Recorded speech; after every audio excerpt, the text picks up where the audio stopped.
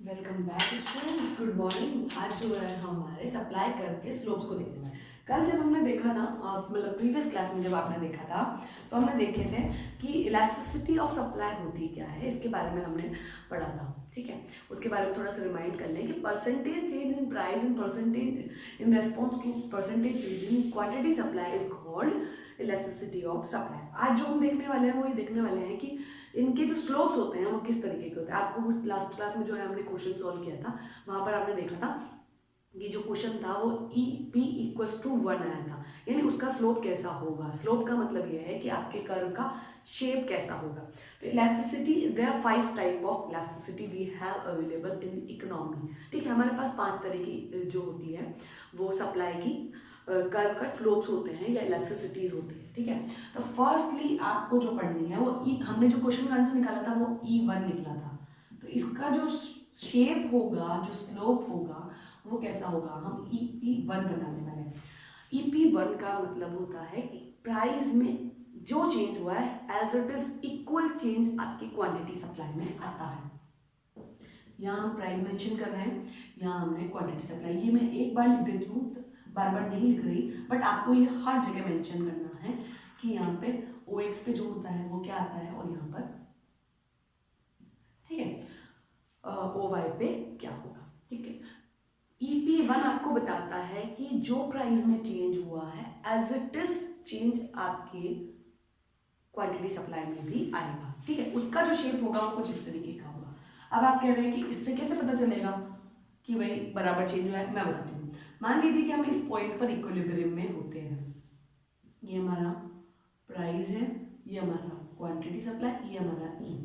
आप देखेंगे कि अगर हम E1 से E1 पे जाते हैं, यानी हमारी अगर प्राइस चेंज होती है, ये आपकी प्राइस चेंज हो गई, P1 हो गई, तो आपका इक्विलिब्रियम चेंज होगा, ये हमारा E1, और इससे आपकी क्वांटिटी सप्लाई भी चेंज होगी। आप देखेंगे कि ये जो गैप है और ये जो गैप है वो एज इट इज होगा, सेम गैप अगर आपको मिलता है तो this is called EP1। EP1 का मतलब होता है कि जो प्राइस में चेंज हुआ इक्वल चेंज हुआ आपकी क्वांटिटी में। ठीक है, क्वांटिटी सप्लाई, तो ये दोनों आपको मेजर करके बता रहा है कि इक्वल चेंज हुआ है। ठीक है, इसके बाद आता है एक E इक्वल्स टू 0। यहाँ पे आपकी क्वांटिटी सप्लाई, यहाँ पे आपकी प्राइस। ठीक है, E इक्वल्स टू 0 ये हम पढ़ने वाले हैं। EP equal to 0, EP equals to 0 का मतलब होता है कि आपकी क्वांटिटी सप्लाई में कोई भी चेंज नहीं होता है, चाहे प्राइस में कितना भी चेंज हो, चाहे वो इंक्रीज हो चाहे वो डिक्रीज हो। क्लियर है, तो इसका जो कर्व होगा वो कुछ इस तरीके का बनता है।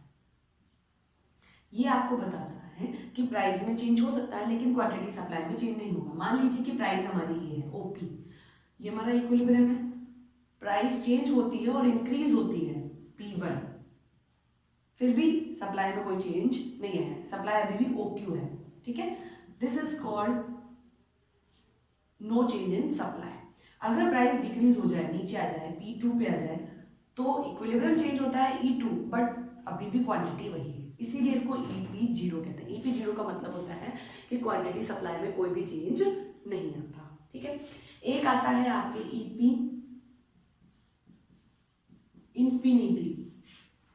इंफिनिटी का मतलब होता है कि आपकी चाहो जितना सप्लाई में चेंज हो सकता है बट प्राइस में कोई चेंज नहीं आएगा। इसका जस्ट अपोजिट है, इसका डायग्राम कुछ इस तरीके से बनता है।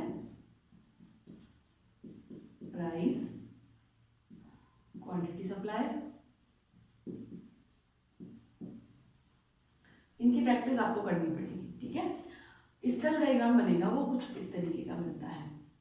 यहाँ प्राइस में कोई चेंज नहीं आता, ये हमारी मान लीजिए कि Q है, ये हमारा E है।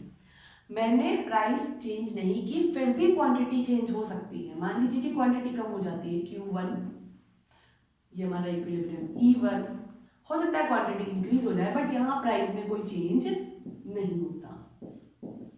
इसको हम कहते हैं E इंफिनिटी। इंफिनिटी का मतलब सप्लाई में चेंज हो सकता है चाहो जितना, इंक्रीज करना चाहे इंक्रीज कर सकते हैं, डिक्रीज करना चाहे डिक्रीज कर सकते हैं, बट प्राइस में कोई चेंज नहीं आएगा।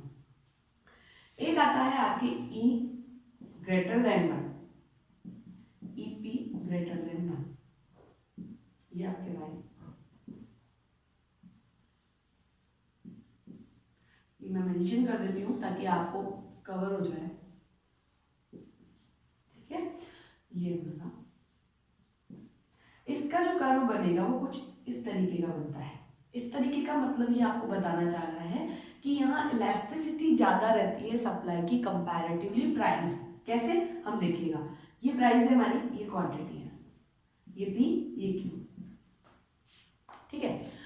यहाँ ये बताना चाह रहा है कि प्राइस में चेंजेस कम होते हैं और क्वांटिटी में ज्यादा होते हैं, इसलिए ई ग्रेटर देन है। इलास्टिसिटी सप्लाई को मेजर करती है, इलास्टिसिटी ज्यादा है, ग्रेटर देन 1 है, ये हमारी प्राइस को बता रहा है। तो प्राइस में कम चेंजेस होगा और इलास्टिसिटी में ज्यादा, यानी सप्लाई में ज्यादा। देखिए मैंने P से P1 किया, ठीक है, यहाँ पे, लेकिन आप देखेंगे कि क्वांटिटी इतनी ज्यादा इंक्रीज हो गई है, सिर्फ इतना सा प्राइस चेंज हुआ और फिर भी क्वांटिटी इतनी ज्यादा चेंज हो गई। This is called E greater than 1, यानी इसका जो शेप होगा वो कुछ इस तरीके का होगा और यहाँ प्राइस में कम चेंज होते हैं और क्वांटिटी सप्लाई में ज्यादा चेंज आता है। एक लास्ट आपके बचता है E P less than 1। Less than 1 में जो सीन रहेगा स्टूडेंट्स वो ये देखिएगा, यहाँ प्राइस है, क्वांटिटी सप्लाई, यहाँ भी क्वांटिटी सप्लाई, प्राइस, ठीक है। इसका जो शेप होगा वो कुछ इस तरीके का होता है एस।